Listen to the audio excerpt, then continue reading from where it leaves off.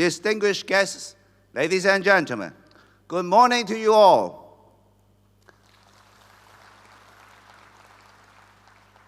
And welcome, one and all, to the 9th Belt and Road Summit, an annual summit held by the Hong Kong SAR government and the Hong Kong Trade Development Council. I'm pleased to say that this year's summit has attracted around 6,000 high-profile individuals from some 70 countries and regions. These include over 300 delegates representing 38 state-owned enterprises from mainland China. This largest ever delegation from our state-owned enterprises will take part in business sessions throughout the summit. Also joining us are government officials, representatives of international organizations, business and academic leaders, and more. Allow me now to acknowledge His Excellency Permanent Deputy Prime Minister Nguyen Hoa Binh of Vietnam, Her Excellency President Dilma Rousseff of the New Development Bank, among other prominent leaders from Belt and Road regions who are with us today.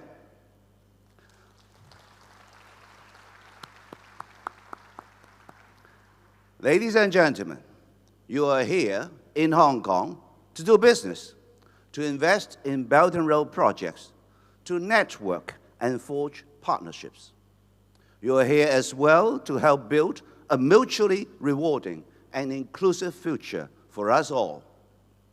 Proposed by President Xi Jinping 11 years ago, the Belt and Road Initiative is now entering its next golden decade.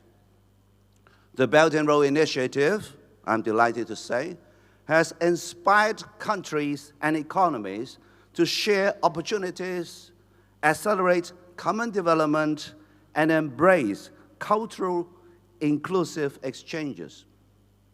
Last October, at the 3rd Belt and Road Forum for International Cooperation in Beijing, President Xi Jinping announced 8 major steps our country will take to support the collective pursuit of high-quality Belt and Road cooperation. These wide-ranging steps span from supporting an open-world economy and enhancing infrastructural connectivity networks to promoting green development and advancing scientific and technological innovation. As you will notice, the theme of today's summit, building a connected, innovative, and green Belt and Road, closely aligns with our country's strategies in taking forward the initiative. And I'm honored to say that this Belt and Road Summit, now in its 9th year, has been recognized by the central government as a key global gathering for advancing economic, trade, and investment cooperation under the Belt and Road Initiative. I'm grateful to the central government for its welcome support for the summit and for Hong Kong. Hong Kong, China, most open and international city, is perfectly positioned to play a pivotal role in realizing the visionary goal of the Belt and Road Initiative. Thanks to the unique one country, two systems principle, Hong Kong is the only world city that enjoys both the China advantage and the global advantage. As a superconnector and super value adder, we provide world-class infrastructure and professional services support that facilitate trade and enhance projects. We came 5th in the world in the last and latest World Competitiveness Yearbook. In the fields of international trade and business legislation, we were ranked 1st globally. The world's busiest air cargo hub and one of its top 4 international shipping centers, Hong Kong offers the smooth connectivity to boost trade along the Belt and Road. Long an international trade center, Hong Kong is a staunch supporter of free and multilateral trade. Last year, we were the world's 10th largest trading entity in merchandise trade. Between 2013 and 2023, Hong Kong's external trade with Belt and Road economies other than the mainland has surged by almost 60%, 3.8 times the growth rate of our trade with all economies. Last year, Belt and Road economies accounted for more than 43% of Hong Kong's external trade in value, with the rest of the world other than the mainland. That compares with less than 1/3 in 2013. These figures reflect the enormous potential and promise of the Belt and Road. Last month, I led a high-level delegation of some 30 Hong Kong business and government leaders to Laos, Cambodia, and Vietnam.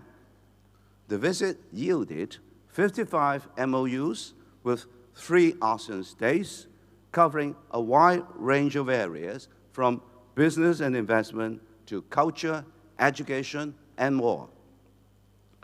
One key achievement of the mission was our shared agreement to jointly promote the Belt and Road Initiative with Hong Kong. Another was the reaffirmation of support for Hong Kong's accession to RCEP, the Regional Comprehensive Economic Partnership. Hong Kong is also strengthening ties with Belt and Road regions beyond ASEAN. In May, the Ministry of Commerce joined hands with our Belt and Road office to lead a joint business mission to Hungary and Kazakhstan, signing 10 MOUs in areas such as green development and innovation and technology. Indeed, Hong Kong originates or acts as an intermediary in 2/3 of the mainland's inward foreign direct investment and outward direct investment. Yes, investors around the world, and that includes over 2,700 family offices here, can take full advantage of Hong Kong and its broad range of professional services, from financial and legal services to architectural, engineering, logistics, and more for their Belt and Road projects. These services thrive in Hong Kong thanks to our robust legal system and the rule of law under our one country, two systems principle. Hong Kong, let me add, is the only common law jurisdiction within China. That means our legal regime in the business realm resembles that of many major global financial centers. That's why Hong Kong has emerged as a global legal hub and an international disputes resolution center. The new International Organization for Mediation will soon be headquartered in Hong Kong. It is the first and only international intergovernmental body specializing in mediation for the resolution of international disputes and is on par with the International Court of Justice and the Permanent Court of Arbitration in The Hague, which specialize in other means of dispute resolution. Innovation and technology is also central to Hong Kong's future and our central role in the Belt and Road. We are collaborating on I&T development with other cities in the Guangdong, Hong Kong, Macau, Greater Bay Area, bridging together Hong Kong's solid R&D capabilities and other cities' prowess in innovation and advanced manufacturing to unleash the potential of new quality productive forces. Green development is increasingly important in our collaboration, as this year's summit theme makes it clear. Hong Kong contributes to the cause of sustainability by not only developing green tech, but also by leveraging our expertise in financial services and driving the development of green finance. Earlier this year, we launched the world's first multi-currency tokenized green bond, part of our commitment to Hong Kong's rise as a green finance hub.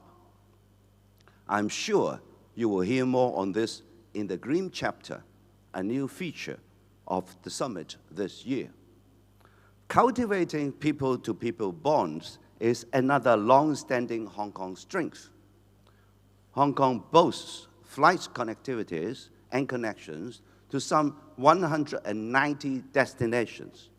We are conveniently situated within a 5-hour flight from half of the world's population. And we will launch our airport's free one-way system by year's end, supporting our commitment to building a more extensive air Silk Road. Key to all these exciting developments is talent. Hong Kong, I'm pleased to say, is home to 5 of the world's top 100 universities. Just last academic year, we have welcomed more than 4,000 students from Belt and Road countries to publicly funded university programs in Hong Kong under our Belt and Road Scholarship and related initiatives. They can benefit from our enhanced talent admissions regime and stay for up to 2 years after graduation in Hong Kong to look for professional and other opportunities. Developing people-to-people bonds also means creating opportunities for creative collaborations. The 2-month Asia Plus Festival will start this week in Hong Kong, a fast emerging East meets West Center for international cultural exchange. A central Belt and Road gathering, it showcases the dazzling arts that thrive among Belt and Road communities all over the world. And that's just one of the more than 200 mega events that we are showcasing this year for a world of visitors. For you, I invite you to find time, make time to experience Hong Kong. From the West Kowloon Cultural District, one of the world's largest arts and cultural developments, to the country parks and seaside walks of Hong Kong, the dim sum days, Michelin-star diners, and glittering non-stop nights of Hong Kong, a world city. Ladies and gentlemen, addressing this truly international audience has reminded me of another series of global events, the Paris Olympics and Paralympics, which came to a close last month and this week, respectively. I'm proud that all delegates, our athletes, in the Hong Kong China delegation has completed in the true spirit of the Olympic motto: faster, higher, stronger, together. As the Belt and Road Initiative ushers in its next golden decade, I believe this spirit can be applied to our mission here too. Through the friendship and business collaboration among us, I'm confident that our economies will grow faster, our companies will soar higher, and our communities will go stronger together. On that note, I wish you all a rewarding Belt and Road Summit and a memorable stay with us all in Hong Kong. Thank you.